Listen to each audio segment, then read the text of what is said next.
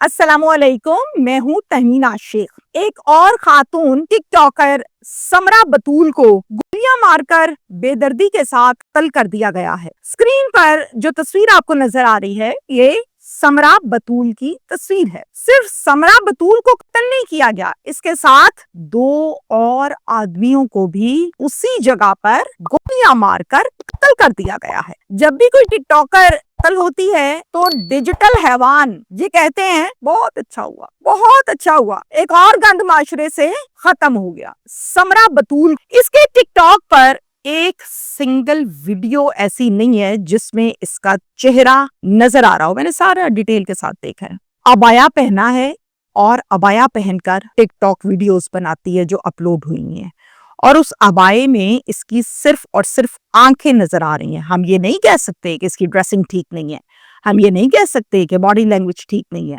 हम ये नहीं कह सकते कि फहाशी फैला रही है। अबाया पहना है भाई। समरा बतूल का कसूर क्या था? नंबर 1, इसको कत्ल क्यों किया गया? नंबर 2, साथ वाले 2 मर्द जिनको कत्ल किया गया वो कौन थे? नंबर 4, उनका इसके साथ ताल्लुक क्या था? इन तमाम सवालों के जवाब मैं आज के इस व्लॉग में तहकीक के बाद आपको देने जा रही हूँ। समरा बतूल एक टिकटॉकर है जो कि भक्कड़ से है। टिकटॉक अकाउंट पर इसकी आईडी पर इसके फॉलोअर्स की तादाद है 70,000। इसके अलावा सियासत में भी दिलचस्पी रखती है। Pakistan People's Party women wing की जनरल सेक्रेटरी है ये, भक्कड़ से। अबाया पहनती है रूटीन में भी और अबाए में ही अपनी वीडियोस भी बनाती है। जनरल सेक्रेटरी के तौर पर बात करें तो बहुत एक्टिव रहनुमा है। बहुत पीपल्स पार्टी की जानिब से इसको पसंद किया जाता है कि इसको मुश्किल से मुश्किल टास्क दे दो, ये उसको चैलेंज की तरह एक्सेप्ट करती है और फिर पूरा करती है। इसकी ये तारीफ करते हैं पीपल्स पार्टी वाले। और तो और सदर पाकिस्तान आसिफ अली जरदारी के साथ भी इसकी तस्वीर है। समरा रहती है एक किराए के मकान पर, और ये किराए का मकान है मिल्स गेट के बिल्कुल पास। अब ये वहां पर किसके साथ रहती है?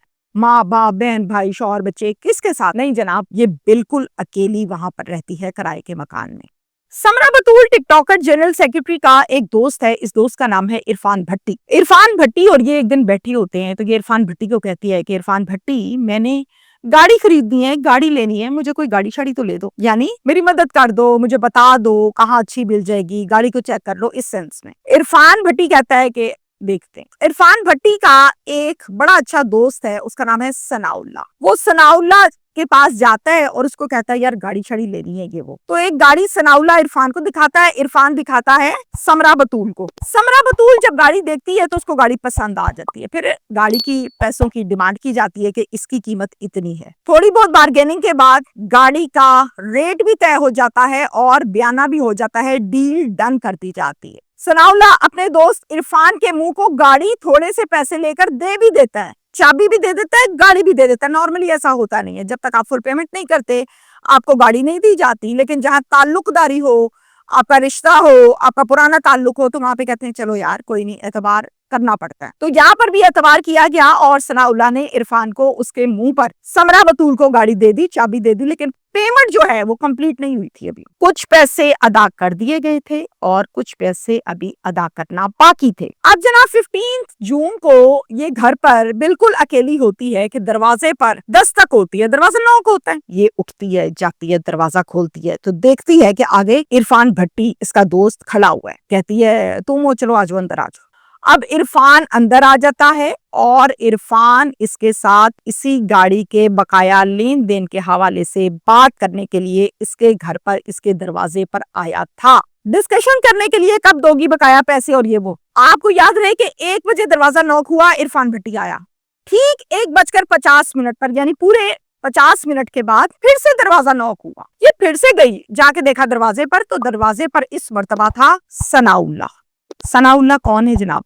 सनाउल्लाह है इस गाड़ी का मालिक जिससे इरफान भट्टी ने गाड़ी लेकर दी थी। अब वो भी यहाँ पर गाड़ी के पैसों के बकाया जात के हवाले से बातचीत करने के लिए आया था। इन्होंने आपस में डिस्कशन शुरू की, तीनों ने, इरफान भट्टी, सनाउल्लाह और समरा बतूल ने। दौरान गुफ्तगू इनकी आपस में कल कलामी हो गई। वो कल कलामी इतनी ज्यादा हो गई कि सनाउल्लाह आउट ऑफ कंट्रोल हो गया, ज्यादा जोर जोर से गलम गलोच और बदतमीजी करने लगा। होता कुछ इस तरह से कि सनाउल्लाह प्लानिंग के तौर पर पिस्टल लगाकर समरा बतूल के दरवाजे पर आया था। जैसे ही इनकी तल कलामी शुरू हुई, उसने क्या किया, उसने पिस्टल निकाल के सीधे 2 फायर किए समरा के ऊपर। मौके पे ढेर हो गई। उसके बाद इरफान को भी बख्शा नहीं, 2 गोलियां मारी, वो भी मौके पे ढेर हो गया। कहानी यहाँ खत्म नहीं हुई, किस्सा यहाँ खत्म नहीं हुआ। फिर क्या किया उसने, फिर उसने अपने आप को एक गोली मारी, तीनों वहीं पे ढेर हो गए। यानी समरा बतूल, इरफान भट्टी जो कि समरा का दोस्त है, और सनाउल्लाह जो कि गाड़ी का मालिक था। गोलियों की आवाज से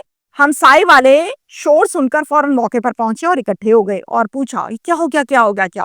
आके देखा तो तीनों की लाशें पड़ी हुई है, मरे पड़े हैं जमीन पर गिरे हुए। फौरन से 15 पर कॉल की। मुतल्लिका पुलिस स्टेशन की नफरी मौके पर पहुंची और मुतल्लिका पुलिस स्टेशन, इनको लगता है पुलिस स्टेशन सिटी भक्कर। नफरी जब मौके पर आई तो जाए वकुआ से शवाहिद इकट्ठे किए, इन लाशों को अपनी तहवील में लिया और फिर अस्पताल शिफ्ट किया पोस्टमार्टम करवाने के लिए। इतने में ये खबर डीपीओ तक भी पहुंच गई। डीपीओ साहब हैं जनाब शहजाद रफीक आवान, जो कि डीपीओ भक्कर की जिम्मेदारियों को सरअंजाम दे रहे हैं आजकल। जब ये खबर उन तक पहुंची तो उन्होंने इस पर फौरन से एक्शन लिया और फौरन वकुआ पर पहुंचे तो फौरन से इस पर एक एफआईआर दर्ज की गई, जिसके मुद्दई बने इसके सगे भाई। किसका सगा भाई? समरा बतूल का सगा भाई, जिसका नाम है साबिर रजा।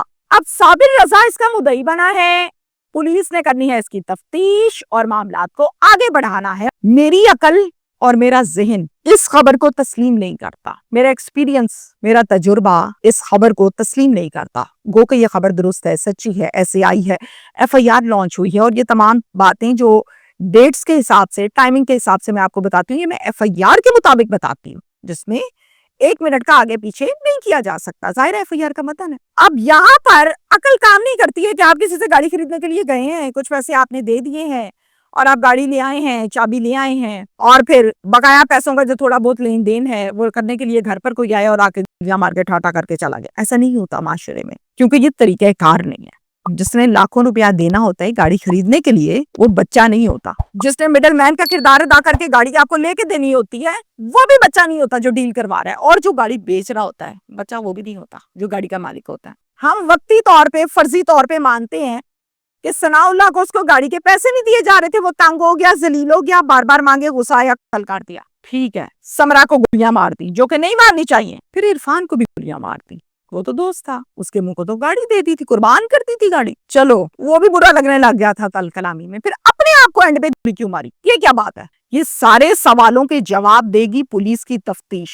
मैं अपने बहुत से व्लॉग्स में ये कहती हूँ कि तफ्तीश होना अभी बाकी है। तफ्तीश ये नहीं होती है पर्चा हमने दर्ज कर दिया, डीपीओ ने एक्शन ले लिया, बंदा पकड़ने छापे मारे, नेवर। ये काम नहीं है, ये तो फॉर्मेलिटी है। काम तो वो है जिसमें आप बात की डिटेल से बाल की खाल खींचे और आपको पता लगे कि भाई चक्कर क्या था, क्यों, क्या असल में कुआ छुपाया तो नहीं जा रहा, असल में कुआ कुछ और है और सामने ये रख दिया आपने। ऐसा तो नहीं है, किसी का कोई जाती इंटरेस्ट तो नहीं है, कोई असल बात पर पर्दा डालकर पैसे गाड़ी के हवाले से कोई खाना तो नहीं चाह रहा। ये मैं पॉइंट्स दे रही हूँ, ऑप्शंस दे रही हूँ। पुलिस के पास तो ऐसी 1 करोड़ ऑप्शंस होती हैं, तो फिर पुलिस को तफ्तीश करनी चाहिए ताकि मामलात क्लियरिटी से आवाम के सामने रखे जाएं। यकीन मानिए, मैं पुलिस डिपार्टमेंट से भी यही बात कहती हूँ और मैं आवाम से भी यही बात करती हूँ। बीइंग एन एंकर पर्सन, हम जो व्लॉग्स करते हैं, आप यकीन करें, हजारों को अवेयरनेस जाती है और हजारों पुलिस वाले इस पर खुश भी होते हैं कि चले जी, जो बात सच्ची होती है, खरी होती है, वो की जाती है, और हजारों नाराज भी होते हैं। इनको ज्यादा पता है कि तफ्तीश क्या होनी चाहिए और क्या नहीं होनी चाहिए। जी, थोड़ी बहुत अकल बूझ हम भी रखते हैं, इसलिए हमें भी पता है कि तफ्तीश क्या होनी चाहिए। शुक्रिया।